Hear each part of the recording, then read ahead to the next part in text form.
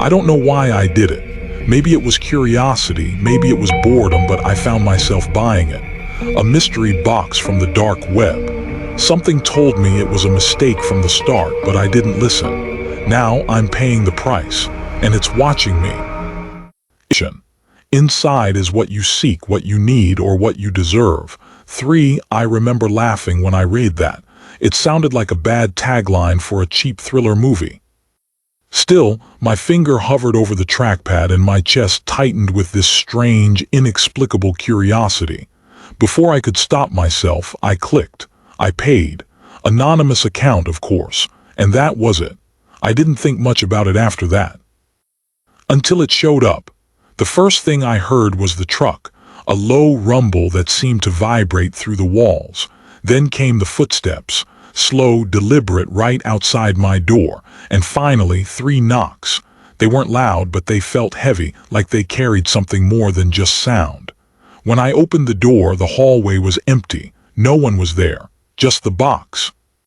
Plain, brown, and sitting in the middle of the doorway like it had always been there.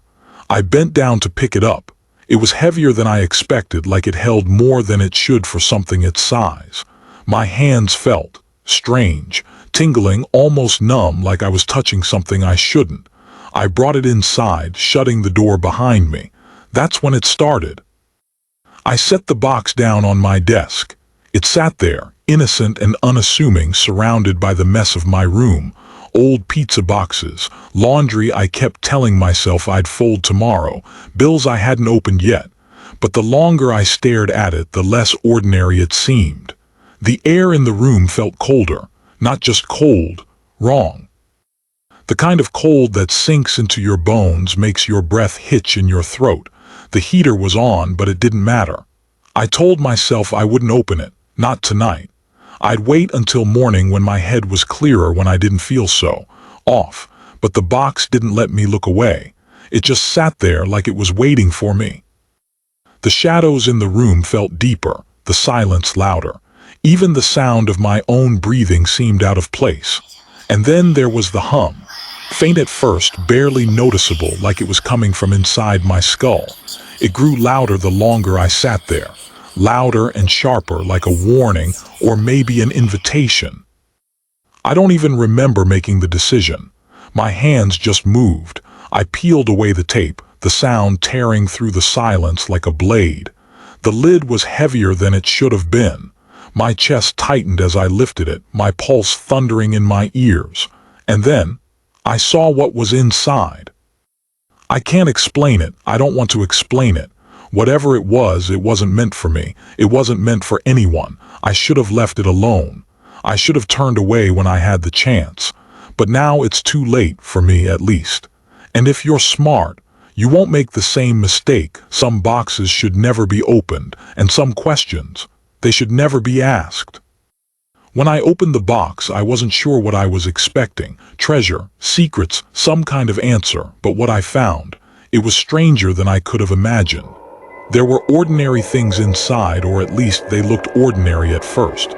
A doll cracked and missing one eye, a stack of faded photographs, a small broken mirror, and a note, just a few lines of cryptic writing that didn't make any sense. I reached in without thinking, my fingers brushing against the cold porcelain of the doll. The texture of it sent a shiver up my spine. It was chipped, old, and had this empty, gaping eye socket that made it impossible to look away from. It felt wrong, so wrong, like it was watching me with that one, lifeless eye. But I didn't stop there. I picked up the photographs next. At first, they just seemed like random snapshots. Old black and white images of people I didn't know. Strangers, standing in front of places I'd never been. But then I noticed their eyes. Every single person in those pictures, they were all staring at me. Not at the camera, at me. Their eyes were wide, too wide, like they were seeing something they shouldn't. Every time I turned a page, I could swear they were getting closer. I tried to shake it off, to tell myself it was just my imagination. And then I saw it. There was a photograph of me. It was my apartment, my desk, the exact spot where I was standing when I opened the box. But I didn't take it. I wasn't even in the picture. It was just the room, empty. I froze. My heart was pounding in my chest. I turned, scanning the room, trying to find something, anything out of place, but nothing looked wrong. And yet, everything felt wrong.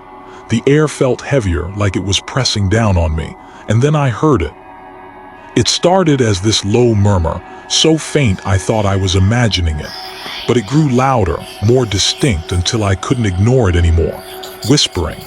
Words I couldn't make out, coming from everywhere and nowhere at the same time. I put the photographs down, my hands shaking, and glanced back at the doll. It was still sitting there, but it felt different now. Like it was alive, like it was watching me. The whispers grew louder, almost forming words. They surrounded me, sinking into my skin, filling my head. I couldn't take it. I slammed the box shut and shoved it under my desk, hoping the sounds would stop. But they didn't. That night, I couldn't sleep. Every sound in the apartment felt amplified. The creak of the floorboards, the ticking of the clock, the hum of the refrigerator. They all blended with the whispers, growing louder with every passing minute. And the doll, it was always there. Even when I wasn't looking directly at it, I could feel it, in my peripheral vision, watching, waiting. I should have stopped then. I should have gotten rid of the box, but I didn't, and now, I'm not sure if it's too late. I sat on the edge of my bed, staring at nothing. My hands were shaking, my heart pounding like a drum. I felt like I hadn't slept in days, though the clock insisted it had only been hours. The room was dim, lit by the faint glow of a street lamp outside. But it wasn't just exhaustion. It was something else, something worse. The whispers wouldn't stop. At first they were soft, like faint winds brushing against my ears. But tonight they changed. They weren't just whispers anymore. They were voices. Clear as day, they started calling my name.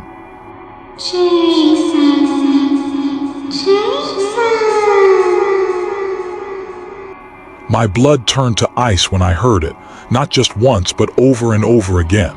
A low, dragging voice, like it was crawling out of some unseen depth.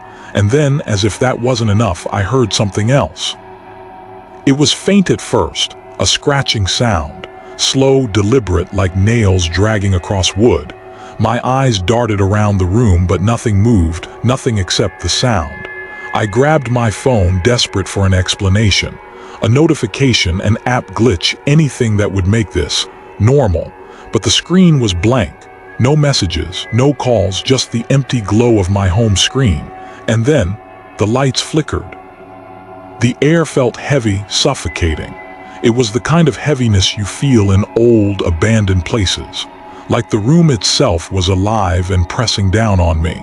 Every tiny creak of the floorboards felt louder, like whispered warnings. And that's when I saw it. The doll, it wasn't where I left it. I had set it on the desk, facing away from me, I was sure of it. But now it was turned. Its cracked face was looking right at me, its empty eye socket boring into my soul. I froze. My breath caught in my throat. I wanted to convince myself it was just my imagination, that maybe I had bumped the desk or something. But deep down, I knew better. The whispers grew louder. The clock on the wall, it started ticking faster, louder. The sound pounded in my head like a second heartbeat. My hands trembled as I reached out to push the doll away. The porcelain was ice cold, and when it toppled to the floor, the thud was too soft, too deliberate, like it landed where it wanted to. That's when I saw the note again. I don't know why I looked. Maybe I needed reassurance, or maybe the box was pulling me in. The note's words stared back at me, etched in uneven, spidery handwriting. I'm watching. I always am. You're never alone. My stomach twisted into knots. I felt sick, like I might throw up right there. And then, I felt it. Eyes, watching me, the weight of a gaze on the back of my neck. I stumbled to the mirror, my legs barely holding me up. My reflection looked worse than I felt, pale, sweat dripping down my forehead, eyes wild with fear. But it wasn't just me in the reflection. There was something else. A figure, a shadow standing just behind me. It was there. I could see it, its shape blurred and unnatural, but I knew it was watching me. My chest tightened as I turned around, expecting, dreading, to see it standing there, but there was nothing. Just the empty room, silent except for the ticking clock that was now echoing in my head. I couldn't escape it. I couldn't escape them. Whatever was in that box, whatever I had invited into my home, it was here now, and it wasn't going to leave. I stood by the window, staring out at the empty street. It was so still, too still. The kind of quiet that doesn't feel peaceful, but wrong. The street lamp flickered, casting distorted shadows on the pavement. My breath fogged up the glass as I leaned closer, my heart pounding in my ears. I wasn't sure what I was looking for, but I couldn't stop. My eyes darted from one dark corner to the next, expecting something, but all I saw was emptiness. Then the whispers started again, louder this time, frenzied. Dozens of voices layering over each other, calling my name, crawling into my head. I gripped the windowsill so hard my knuckles turned white, trying to drown it out, but it was useless. The whispers were everywhere, in the walls, in my skull.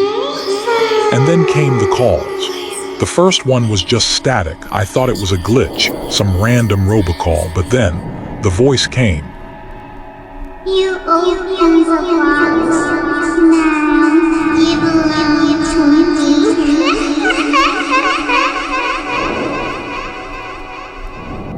It was distorted, inhuman, like 1,000 voices speaking in unison through a broken speaker. I dropped the phone, my hands trembling, and stumbled back. The air grew colder, sharp like winter, and every shadow in the room felt like it was alive. I realized then, the box wasn't just a box. It was a door, a trap, and I was caught in it. I tried to run. God, I tried. But no matter where I went in the apartment, the whispers followed. Every creak of the floorboards, every flicker of the lights, it was like they were mocking me, watching me. I thought I could destroy it. I thought I could make it stop. I grabbed the box, shoved it into the fireplace, and lit the match. I watched the flames climb, the heat licking at the edges of the wood. For a moment, I thought it was over. I thought I'd won. But then, when the flames died down, the box was still there, not even singed. And the doll, it was sitting on top of the ashes, its cracked face turned toward me. That empty eye socket seemed bigger now, like it could swallow me whole. I tried throwing it away. I drove miles out of the city and left it in a dumpster. But when I got home, there it was, waiting for me, the box, the photographs, the voices. I can't escape it. I can't escape them. They're always watching, always waiting, and no matter what I do, they won't stop. If you ever find yourself on the dark web, don't make the same mistake I did. Don't buy the box. You don't know what you're inviting in, what they will do to you. It's already too late for me, but it doesn't have to be for you.